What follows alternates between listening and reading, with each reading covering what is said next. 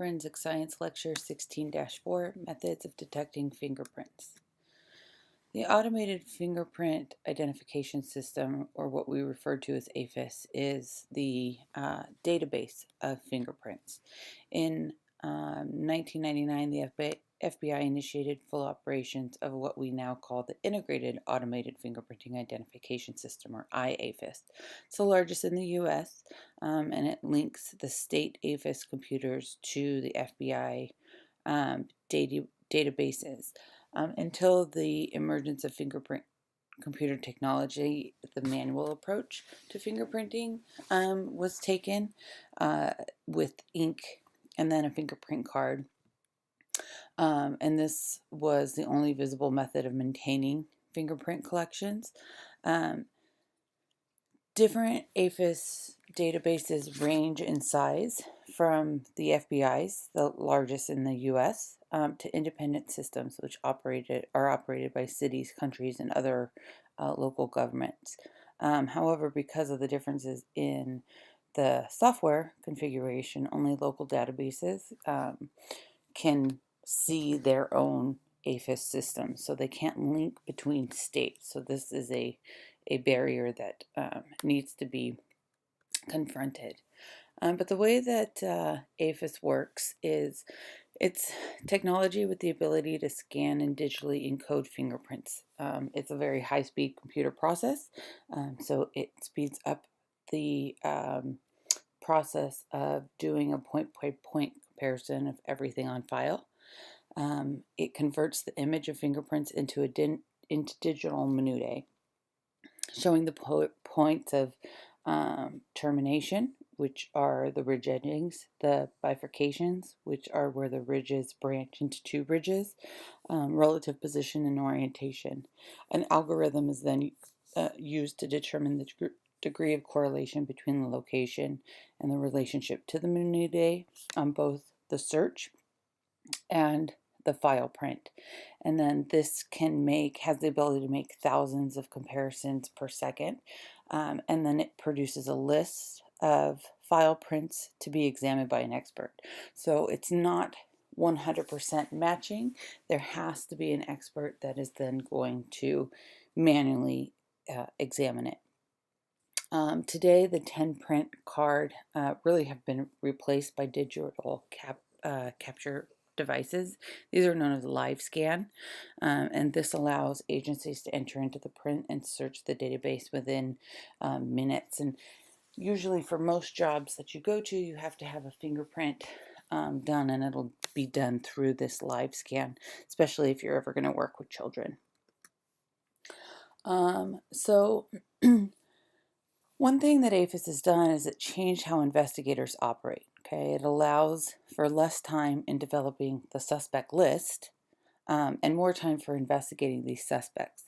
There is times in which a latent print isn't going to get a hit on AFIS, and this can be due to poor quality of the print on file or poor quality of the print that they're searching.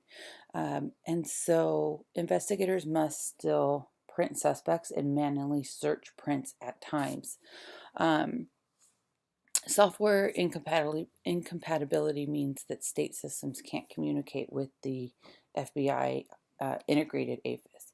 And so local and state often do not share information with each other. And this is where we come into problems where we have serial killers, for instance, that go from one state to another. It's the reason why it takes so much time to actually catch them. But there are three types of prints that can be found at any crime scene. A visual print, which is made by fingers touching a surface after they've come in contact with a colored material. Could be anything from blood to paint to grease to ink.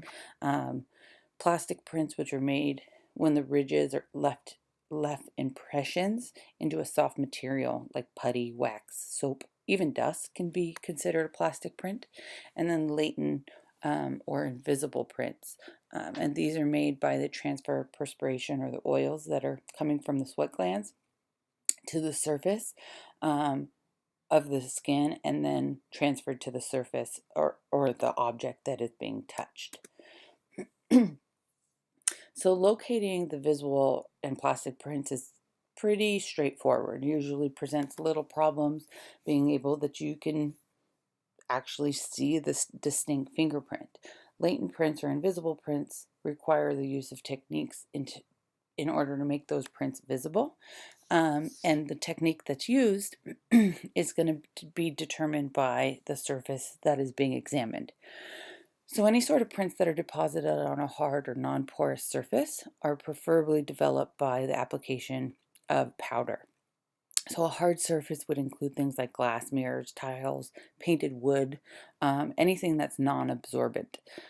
Prints that are on a porous surface generally require a treatment with a chemical. So a porous surface would be things like paper, cardboard, clothing, sheets, things like that. That would all be considered porous, anything that's absorbent. And so that needs to be treated with a chemical in order to bring out that print. There have been recent developments that can locate latent prints without powders or chemicals. It's a device known as RUVIS, Reflected Ultraviolet Imaging System, and basically it uses ultraviolet light that reflects back into a viewer, and it can differentiate between the print and the background. So developing prints with fingerprint powders, they're applied either by a brush or what's known as a magnetic wand, depending on the powder. The powder's gonna adhere to the perspiration and the body oils of the print, and then the powder is gonna come in different varieties of colors. And what color they use will be based on what the color of the surface is and what's going to contrast it best. There are some powders that are magnetic sensitive powders, and these can be applied with a magnetic brush, or also known as a magna brush. And so there's no bristles on those, which means that it's not touching the print itself, which has a less chance of being destroyed or damaged in any way. And then there's also powders that are fluorescent, so that when they apply it and then they view it under a UV light, that it will glow to show that print. Another developing method is called iodine fuming, and this involves heating iodine crystals that cause vapors. Iodine crystals have the ability to go from their solid phase directly into their gas phase without passing through a liquid phase. It's known as sublimation or sublimation, and this is what makes it so good for developing the print. But the suspect material is placed into an enclosed cabinet with the crystals. It's heated. The vapors then combine with the latent print and make them visible. The problem with this is it's not permanent. They fade fairly quickly, and so investigators need to take a photograph of the print immediately in order to create that permanent record. There's also a process or a chemical that's known as ninhydin, and this reacts chemically with the amino acids in the perspiration, and it produces a purple-blue color. Prints can appear within 1 to 2 hours after being applied, but weaker prints can take anywhere from 24 to 48 hours. Again, this is going to be the method of choice for examiners when dealing with the porous materials, because it's extremely sensitive and it's easy to apply. There's also a developing process that uses what's known as physical developers, and this is a silver nitrate based reagent and that's used to develop the print.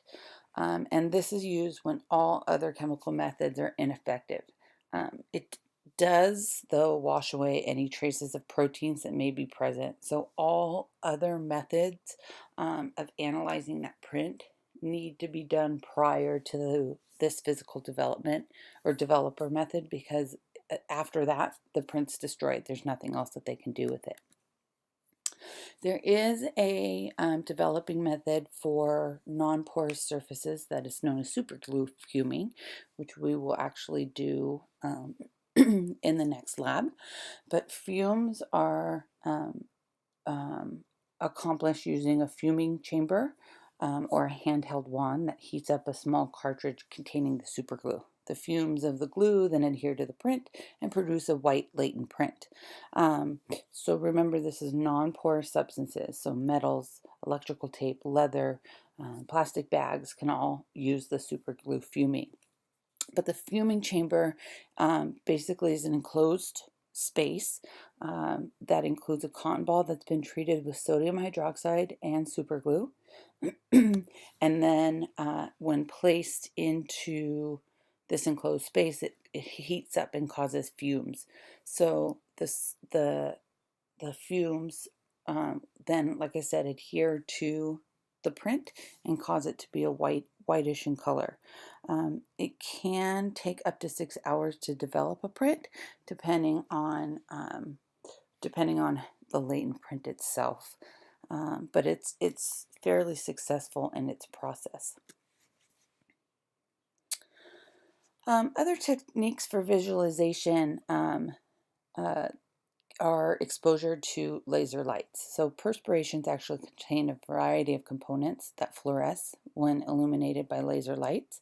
And because of this led to the next advancement of fingerprint development, which adds chemicals to the prints to enhance this fluorescence ability when exposed to different alternative lights, like a halogen or a xenon arc light.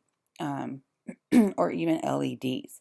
And so these are just as effective as the laser lights, but it is the next technique in not having to use all of the powders and so on, a little less messy.